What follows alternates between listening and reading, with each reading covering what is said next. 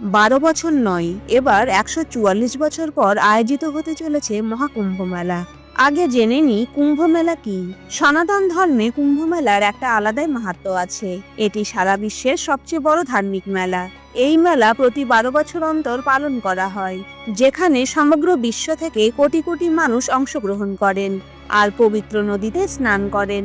মান্যতা আছে, এই বিশেষ মুহূর্তে স্নান করলে সকল পাপ থেকে মুক্ত হয়ে মোক্ষ লাভ করা যায় এবং রোগমুক্ত হওয়া যায়।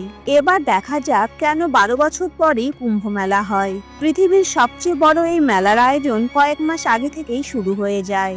এই মেলাটি কয়েকটি পবিত্র নদীর তীরে 4টি তীর্থস্থলে আয়োজিত হয়। এই 4টি স্থান হলো উত্তরাখণ্ডের গঙ্গা তীরে হরিদ্বারে, মহারাষ্ট্রের গোদাবরী নদীর তটে নাসিকে, মধ্যপ্রদেশে শিপ্রা নদীর তীরে উজ্জয়িনীতে এবং উত্তরপ্রদেশে গঙ্গা, যমুনা ও সরস্বতী এই 3 বিশেষ নদীর সঙ্গমস্থল প্রয়াগরাজে কুম্ভ মেলা আয়োজিত হয়।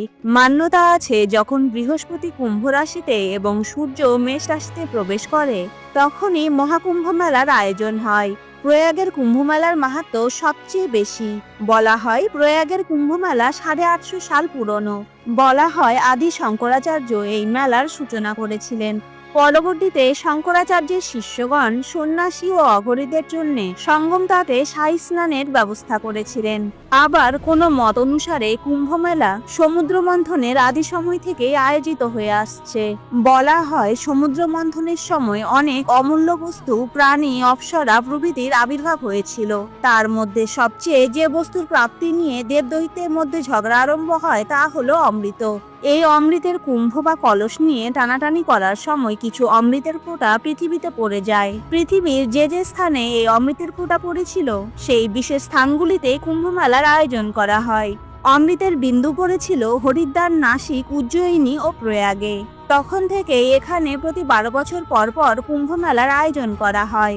পৌরাণিক কথা অনুসারে দেব দৈত্যের মধ্যে অমৃত নিয়ে ঝগড়ার সময় চন্দ্রদেব অমৃতের কলসকে বাঁচিয়েছিলেন আর দেবগুরু বৃহস্পতি দেব অমৃতের কলসিকে লুকিয়ে রেখেছিলেন। সূর্য কলসিটিকে ভাঙার হাত থেকে রক্ষা করেছিলেন আর এরপর শনিদেব দেবরাজ ইন্দ্রের প্রকোপ থেকে রক্ষা করেছিলেন।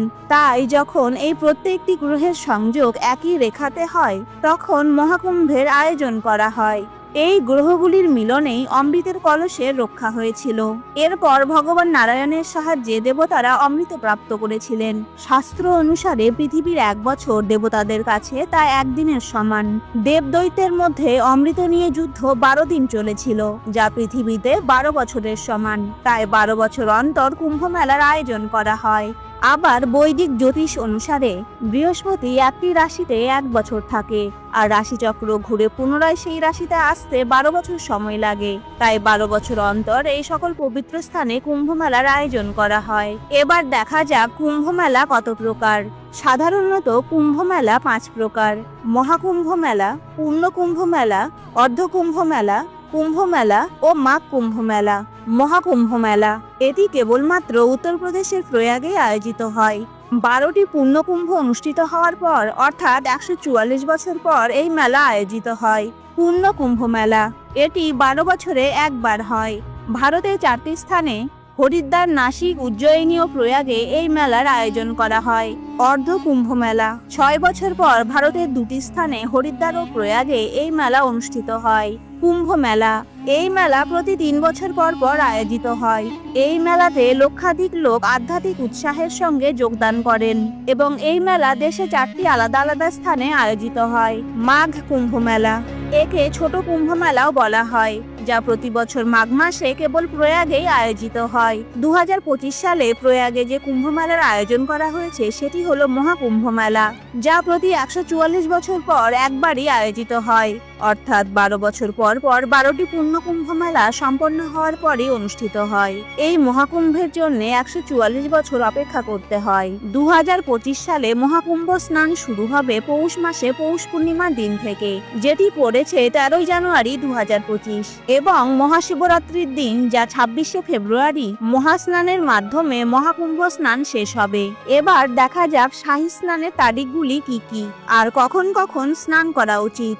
14 জানুয়ারি মকর সংক্রান্তির দিন, 29 জানুয়ারি মৌনী অমাবস্যার দিন, 3 ফেব্রুয়ারি বসন্ত পঞ্চমীর দিন, 12 ফেব্রুয়ারি মাঘী পূর্ণিমার দিন এবং 26 ফেব্রুয়ারি মহাশিবরাত্রির দিন। এই দিনই মহাকুম্ভ শেষ হবে। বন্ধুরা, ভিডিওটি ভালো লাগলে প্লিজ ফলো করে সাপোর্ট করুন। Thank you.